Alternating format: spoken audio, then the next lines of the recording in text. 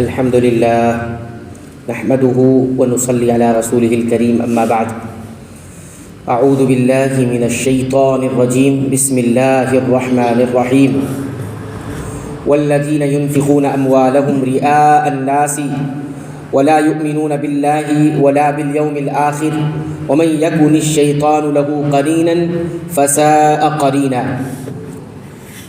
سورہ نساء آیت نمبر 38۔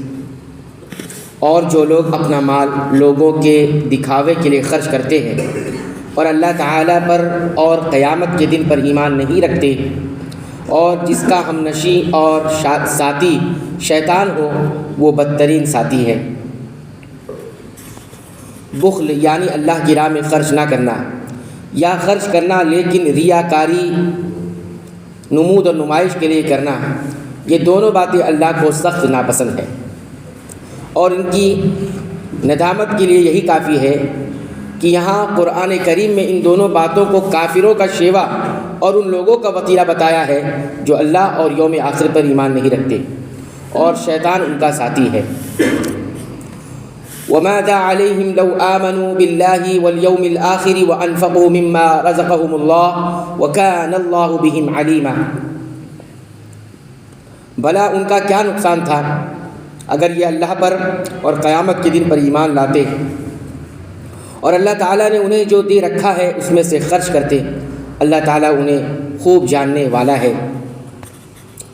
ان اللہ لا یظلم مثقال ذرہ وان تک حسنۃ یضاعفها ویؤت من لدنہ اجرا عظیما۔ بے شک اللہ تعالیٰ ایک ذرہ برابر ظلم نہیں کرتا، اور اگر نیکی ہو تو اسے دوگنی کر دیتا ہے، اور خاص اپنے پاس سے بڑا ثواب دیتا ہے۔ فَكَيْفَ إِذَا جِئْنَا مِنْ كُلِّ أُمَّةٍ بِشَهِيدٍ وَجِئْنَا بِكَ عَلَى هَؤُلَاءِ شَهِيدًا۔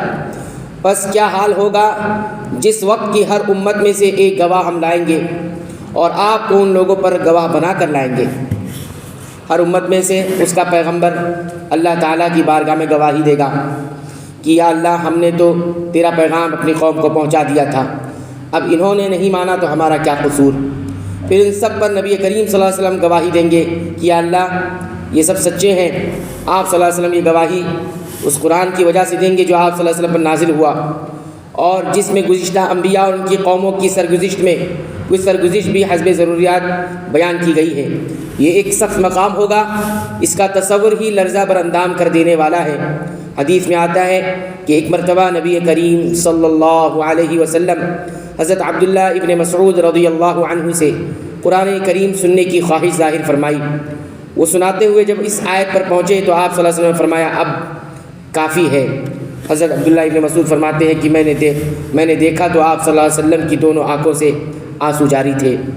کچھ لوگ کہتے ہیں کہ گواہی وہی دے سکتا ہے جو سب کچھ آنکھوں سے دیکھے، اس لیے وہ شہید یعنی گواہ کے معنی حاضر اور ناظر کے کرتے ہیں، اور یوں نبی کریم صلی اللہ علیہ وسلم کو حاضر اور ناظر باور کراتے ہیں۔ لیکن نبی کریم صلی اللہ علیہ وسلم کو حاضر ناظر سمجھنا یہ آپ صلی اللہ علیہ وسلم کو اللہ کی صفت میں شریک کرنا ہے، جو شرک ہے، کیونکہ حاضر ناظر صرف اللہ تعالیٰ کی صفت ہے۔ شہید کے لفظ سے ان کا استدلال اپنے اندر کوئی قوت نہیں رکھتا، اس لیے کہ شہادت یقینی علم کی بنیاد پر بھی ہوتی ہے، اور قرآن میں بیان کردہ حقائق اور واقعات سے زیادہ یقینی علم کس کا ہو سکتا ہے۔ اسی یقینی علم کی بنیاد پر خود امت محمدیہ کو بھی قرآن نے شہداء علی الناس یعنی تمام کائنات کے لوگوں پر گواہ کہا ہے۔